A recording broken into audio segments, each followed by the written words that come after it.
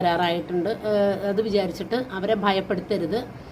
നമുക്ക് ദൈവം അനുവദിച്ചിട്ടുള്ള മാർക്ക് അത് നമുക്ക് കിട്ടിയിരിക്കും. അത് 100% ഉറപ്പാണ്. ഇപ്പോൾ ചിലർ ചോദിക്കും, ചേച്ചിയുടെ മകൾക്ക് ഫുൾ A+ കിട്ടിയത് കൊണ്ടാണ് ഇത്രയും നിസ്സാരവൽക്കരിച്ച് പറഞ്ഞതെന്ന്. അല്ല, ഫുൾ A+ കിട്ടിയത് കൊണ്ട് പറയുന്നതല്ല. നമ്മളൊരു ജീവൻ ബലിയാടാക്കിയിട്ട് നമുക്ക് എന്തെങ്കിലും നേടാൻ പറ്റുമോ?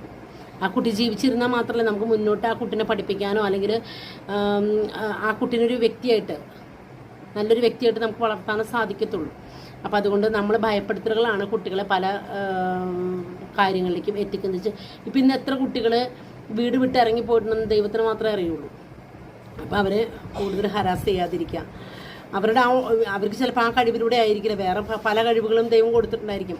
അപ്പോൾ അവർക്ക് കൊടുത്തിരിക്കുന്ന ആ കഴിവുകളെ നിങ്ങൾ കുറച്ചും കൂടിയും എന്താ പറയുക, പോസിറ്റീവായിട്ട് എടുത്തുകൊണ്ട് മുന്നോട്ട് കൊണ്ടുവരാനായിട്ട് പരിശ്രമിക്കുക. പിന്നെ ഒരു കാര്യം പറയാനുള്ളത്,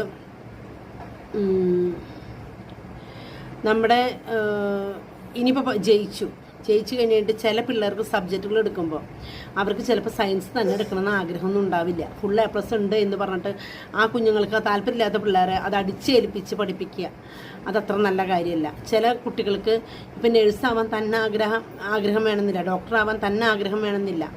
അപ്പം അവരുടെ ഒരു അംബീഷൻ എന്താണെന്നുള്ളത് ആദ്യം കുട്ടികളോട് ചോദിക്കുക. കാരണം ഞങ്ങളൊരു ദിവസം ട്രെയിനിൽ യാത്ര ചെയ്യുമായിരുന്നു. അപ്പം അന്നേരം ഒരു കുട്ടീനെ ഞങ്ങൾ പരിചയപ്പെട്ടു. അവൻ ഡോക്ടറാവാനായിട്ട് പഠിച്ചുകൊണ്ടിരിക്കുക. അപ്പോൾ അവൻ്റെ അംബീഷൻ എന്ന് പറയുന്നത് അവന് കമ്പ്യൂട്ടർ എഞ്ചിനീയർ ആവണം എന്നുള്ളതായിരുന്നു. പക്ഷേ അവരുടെ പേരൻസിന് ഒരു ഹോസ്പിറ്റലുണ്ട്. അപ്പോൾ അവിടുത്തെ അവരുടെ സാഹചര്യം, അവരുടെ എന്താ പറയുക, സമൂഹത്തിൽ നിലയും വിലയും അനുസരിച്ച് അവരുടെ ആഗ്രഹം അവരുടെ മകനും ഒരു MBBS-കാരനാകണം എന്നുള്ളതാണ്.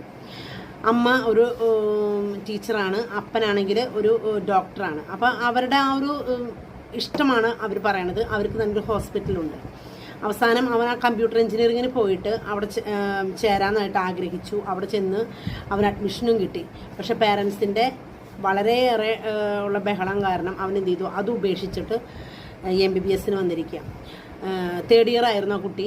ഞങ്ങളോട് പറഞ്ഞത്, എനിക്ക് ഇഷ്ടമില്ലാത്തൊരു സബ്ജക്റ്റ് എടുത്തിട്ടാണ് ഞാൻ പഠിക്കുന്നത്, ഇതെങ്ങനെയെങ്കിലും ഒന്ന് തീർന്ന് കിട്ടിയാൽ മതി എന്നുള്ള ചിന്തയിലാണ് ഞാൻ പോകുന്നത്. കാരണം പെങ്ങളെ കെട്ടിയിരിക്കുന്നതും, പെങ്ങളും ഡോക്ടറാണ്, പെങ്ങളുടെ ഭർത്താവും ഡോക്ടറാണ്.